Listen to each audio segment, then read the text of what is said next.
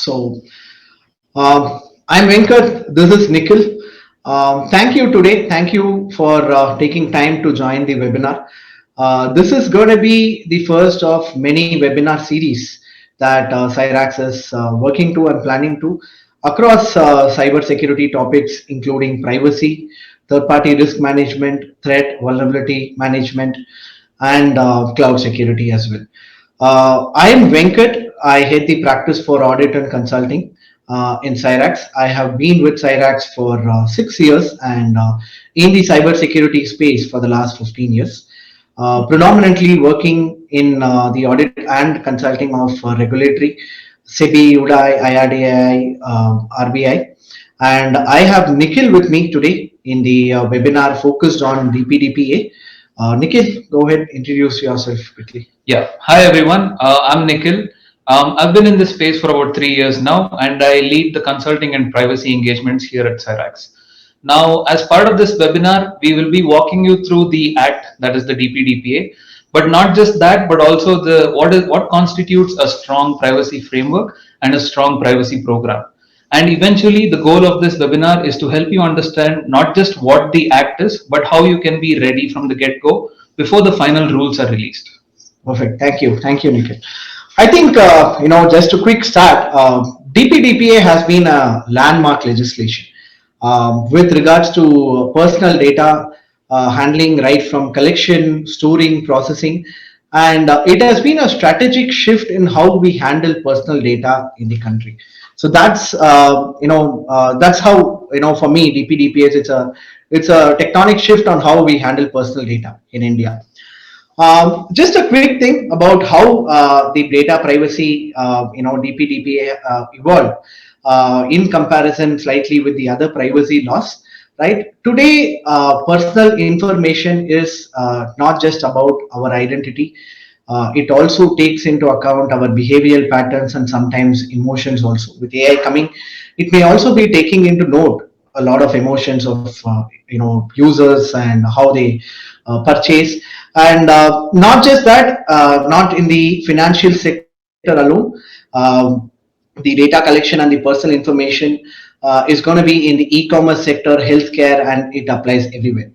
To start with, GDPR was the first one of the important and the first privacy law came in the European Union. It has been considered as the gold standard of privacy laws. Then came CCPA, the California Privacy Act. It was focused more, it was a little business friendly and focused on a lot more transparency per se.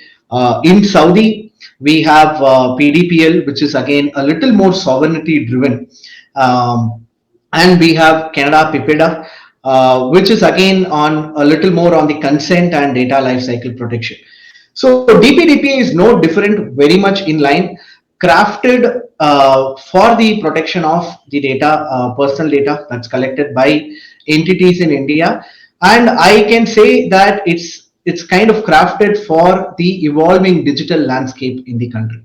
So that's what DPDPA's base is all about. How DPDPA came into effect. A very quick historical thing.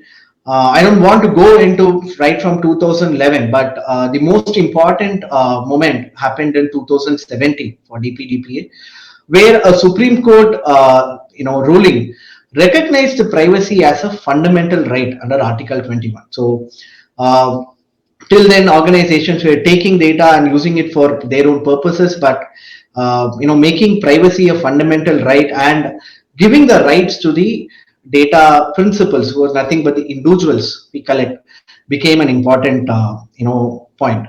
And after that, Parliament has worked multiple rounds with Joint Parliamentary Committee, and finally the DPDPA law came into effect in 2023. Now we are in 2025. Recently, the draft guidelines were released 4-5 months back, and as we speak, I'm just hoping, and I'm also hearing that the final guidelines, should be out by end of April or potentially by the mid of May. So, Nikhil, if you can give an overview of the key components around the DPDPA and what organizations may want to know about. Yes, of course. So some of the key provisions you want to consider or know about from the DPDPA, right? You want to first understand what are the data principal rights themselves. So the Act empowers individuals or citizens of India whose personal data is being collected from organizations. They have the right for it to be deleted, corrected, or modified. So data principals can request for that data to be they can use their ability or their power to have that data changed accordingly. And then coming to the consent aspect of it, DPDPA strongly and has a strong method in which the consent mechanism must be enforced. What we mean by that is the consent that is collected from the data principal must be freely given and should be in plain and understandable language. There should be no communication gap where something was implied. Now, coming to purpose limitation, organizations are allowed to process data that they have collected consent for. They cannot process data in a manner where no consent was collected from the respective individual. Coming to grievance redressal, what it means is organizations have to implement an accessible mechanism for data principals to raise a complaint and also have the right to ask for timely manner and fixing of their issues. Coming to cross-border restrictions, as of today, there are no major restrictions in terms of cross-border data transfer, but the government of India is going to release a blacklist of countries where data can't be transferred to. And the last bit is the Data Protection Board of India, who is the supervisory body and who you will all be answerable to, especially the data fiduciaries. And they have the right to decide based on giving the judgment on the complaints and also be allowed to fine organizations. Perfect. Thanks, Nikhil. I think putting it together, the DPDPA is bringing accountability, consent from the data principles, then redressal mechanism to be very specific, and more important, the purpose of data collection from individuals have been clearly laid out, and organizations who are nothing but data fiduciaries in the DPDPA term has to rightly follow. So it's basically increasing the trust on the digital economy, the way that India is growing from a digital economy. So it is just increasing the trust and putting the trust on the digital economy, that too from the consumer perspective. Now, we want to kind of, the core, aspect of today's discussion about privacy program and what to implement from DPDPA, right? So what is a privacy program and what is that is to be done, right? Any program from a compliance perspective, right, should have a set of policies supported by its people, and the policies eventually have to be put in place as process with technology and also potentially third parties or partners today. All this have to work together for the privacy program and to be very successful. And like any other compliance requirement, being a practitioner myself, I always say one thing is that any compliance, or even in that case DPDPA, is not a one-time checklist, right? It is a evolving program, and organizations have to be continuously compliant, always compliant, and also improve over a period of time to improve and mature in their aspect of improving their process, be it automation, be it technical implementation. And that's how the privacy program has to be set up.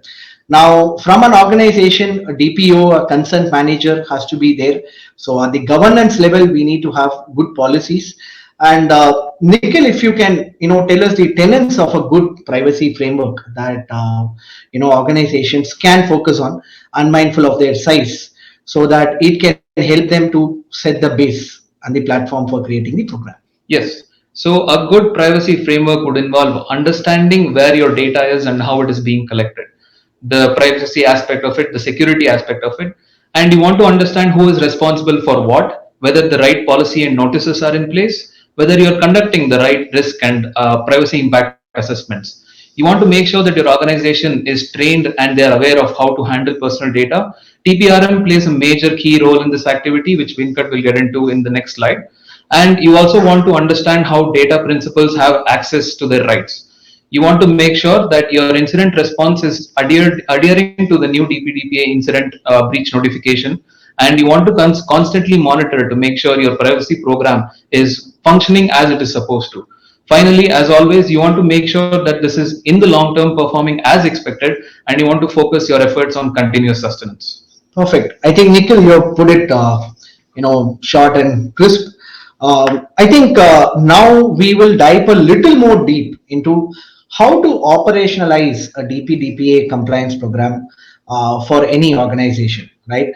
The question is very fresh for every organization that just a draft guidelines have come, and what should organizations do? Some have started. We are already working with some have waiting for the final guidelines from DPDPA also. So let me walk you through this, right? The first step is laying the foundation. We have to first find out where we stand in terms of the current requirements of DPDPA. Like any other standard requirement when it comes, or a new requirement when it comes, we perform the gap assessment against the DPDPA requirement. So the gap assessment can involve both from design level, predominantly on the design level, whether the organization has set rules in terms of policies and process in place as per or in line with DPDPA requirements. So the current state assessment or the gap assessment will let us know where the organization stands, and eventually help in mitigating the risks or gaps that are identified through formal policies, privacy notification, incidents, etc. Right. The other and the most important aspect is to conduct a data mapping activity. So, what is a data mapping activity, right? We are talking about privacy. We are talking about personal data collection. An organization cannot say that I have a privacy policy and hence my privacy is taken care of, right?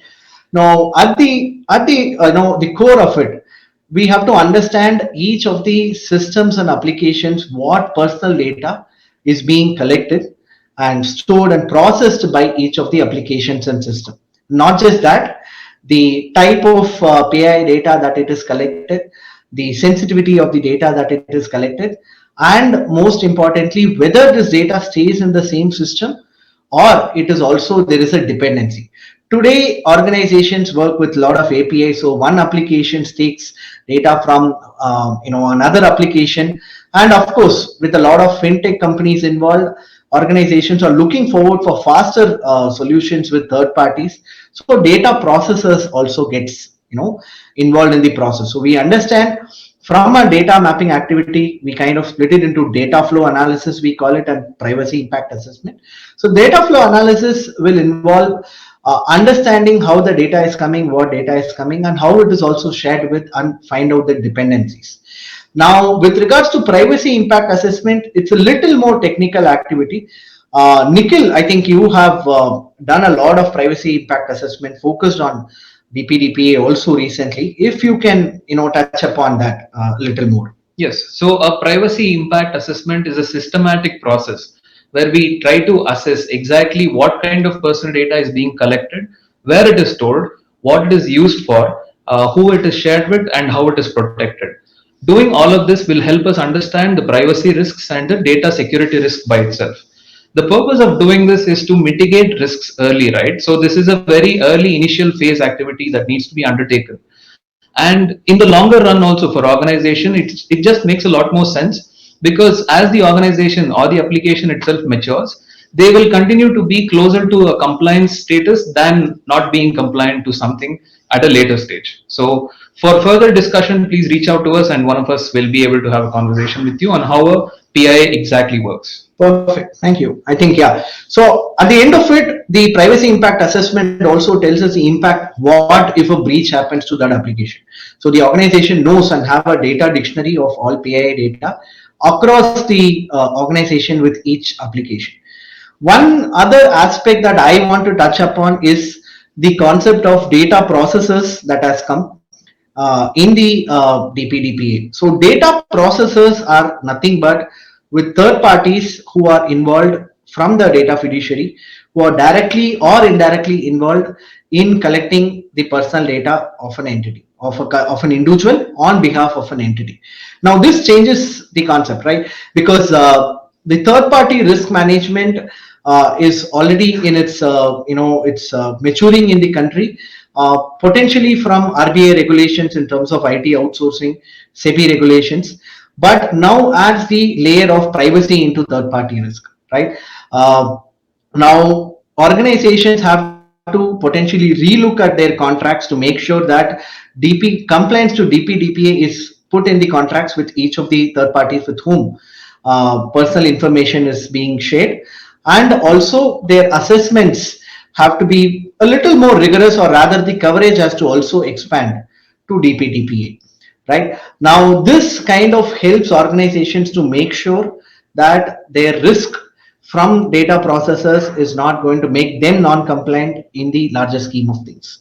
Now, once all this is identified, the list of vendors, where is the risk and everything, the policy is all put, and then potentially some projects may have to be started, like new projects, new implementation projects, maybe from process perspective and also from IT perspective. All this comes out of the gap assessment. So once these processes are all slowly put in place and the organization gets towards the compliance of DPDPA from a one time. So the idea is it doesn't stop there. That's what it is, right? So compliance is always a continuous activity. It's not a one-time checklist, like I said. So organizations have to look at being compliant in the long run and always be compliant and also audit ready. That's what I say always. It is not just about being compliant, but also being audit ready. So organization should say that anytime anyone can come in and I can show the compliance to them, or rather I can be audited. So the phase 4 is to look at to set up systems and process in place so that a continuous compliance can be set.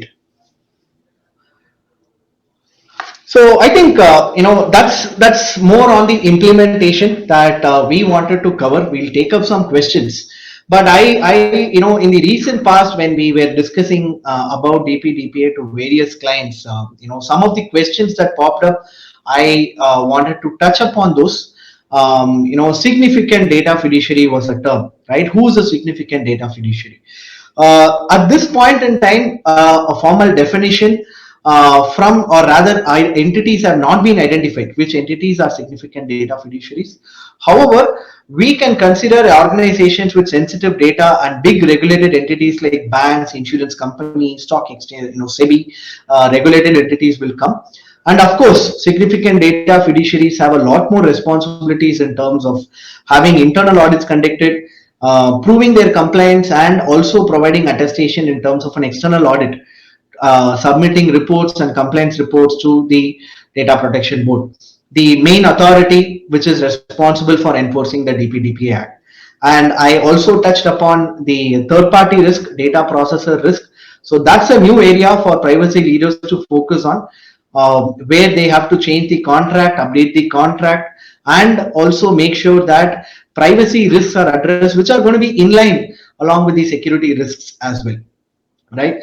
And of course, the data mapping that we said, maintain some real-time inventory, data dictionary of all the personal information that is collected and the type of information that is collected with various entities.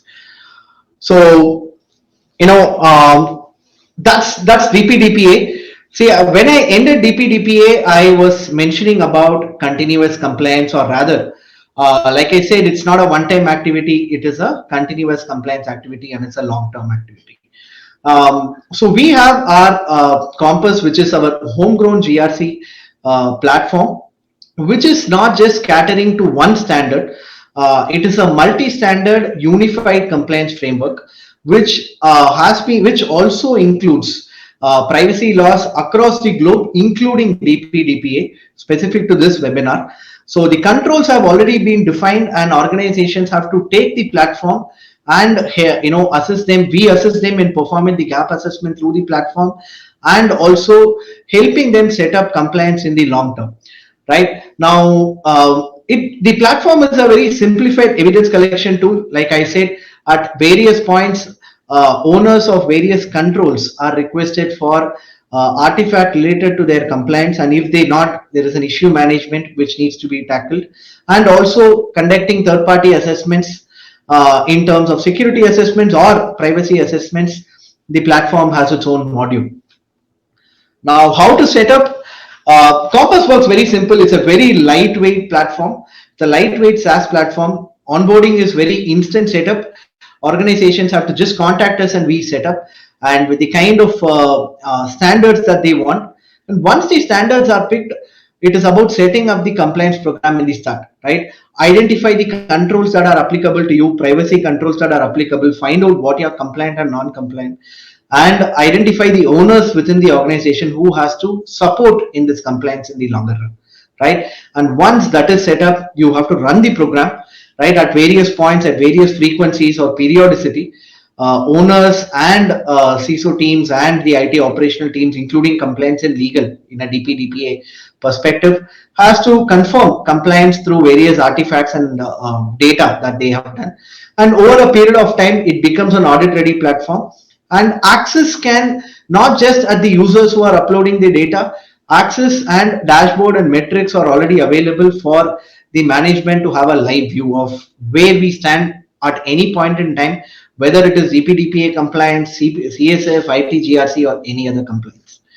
Now, I think that's pretty much that we had for today. I'm seeing a lot of questions already pouring in.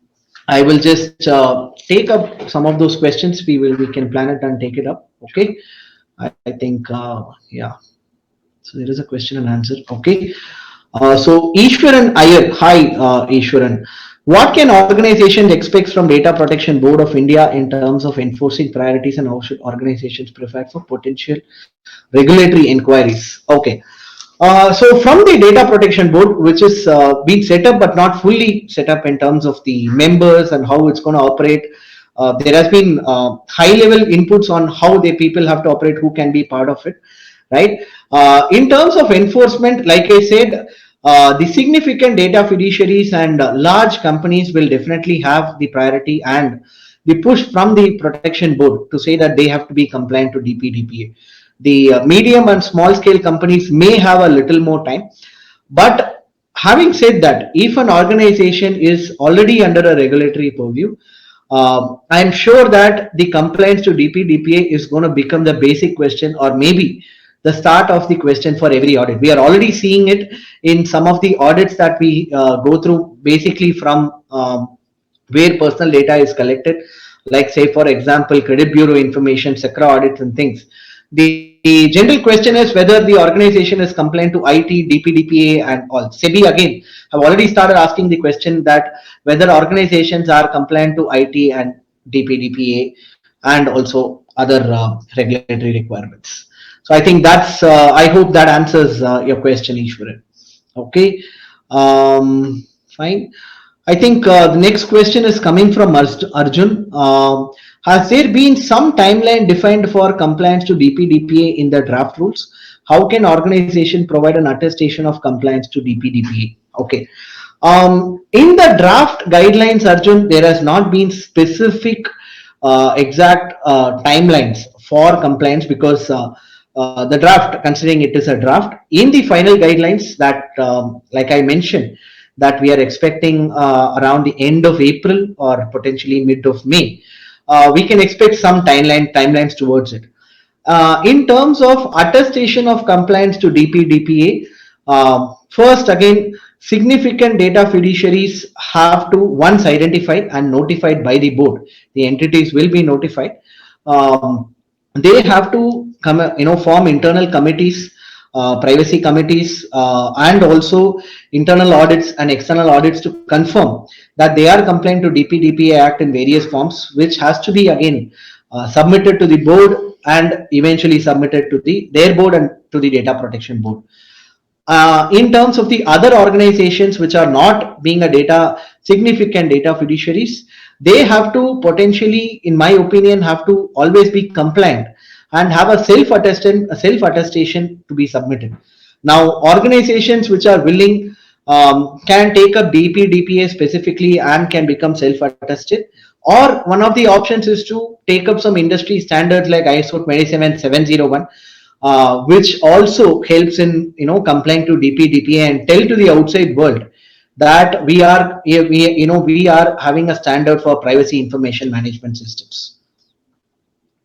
Okay, I think I'll. Can I take this? Yes, yeah, you can go here. Next one. So another question that I see here is from Danush that says, how does DPDPA affect employee data processing for Indian companies, and what specific HR practices need to be reviewed for compliance?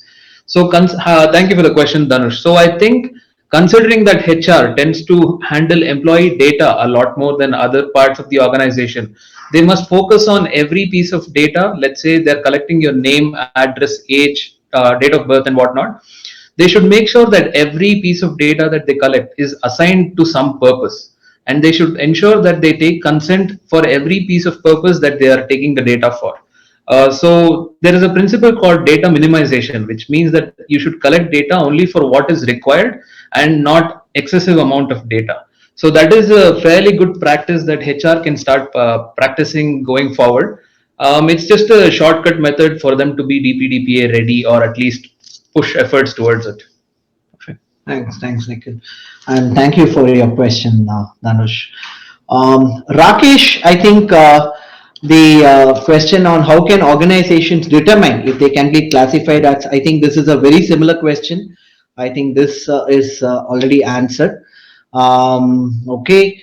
I think one other question is beyond implementation metrics, how can we measure the effectiveness of privacy program in meeting DPDPA requirements? Okay, so along as we mentioned, when we implement and set up the privacy program, one of the important concepts or ideas is to identify and define the privacy objective. What is my privacy program's objective?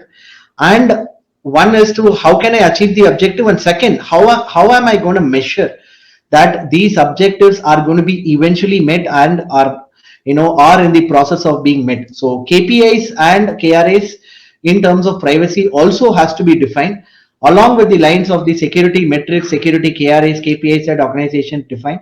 It can be right in terms of encrypting all the personal data. Sometimes it could be like the organization can take up a consent management platform, field encryption, or am I going to handle all the data requests that are coming in, like say in terms of change, in terms of child consent and everything, whether am I 100% compliant? So the list goes on. But yes, like any other program, privacy program also needs to have metrics. Okay.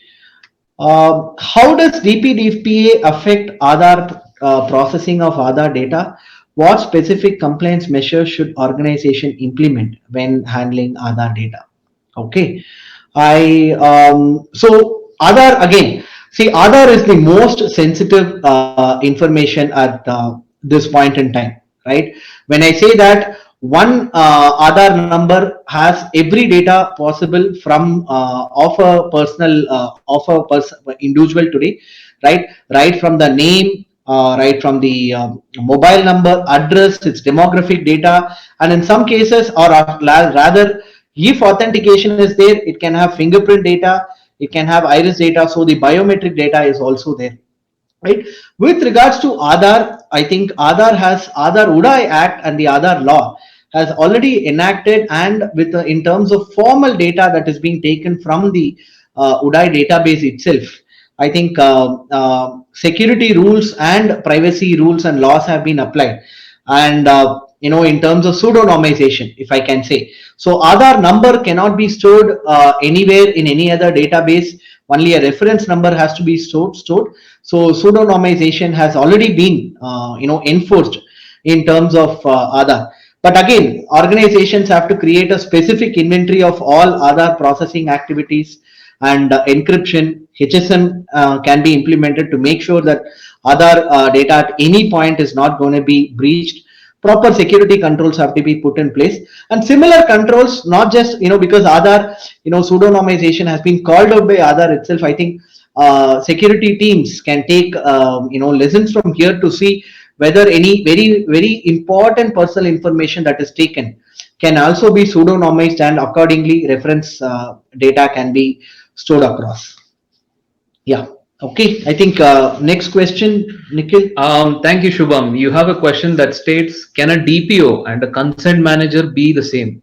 If not, what is the potential conflict of interest raising out of it? So to understand this, we need to understand the roles of the DPO and the consent manager itself.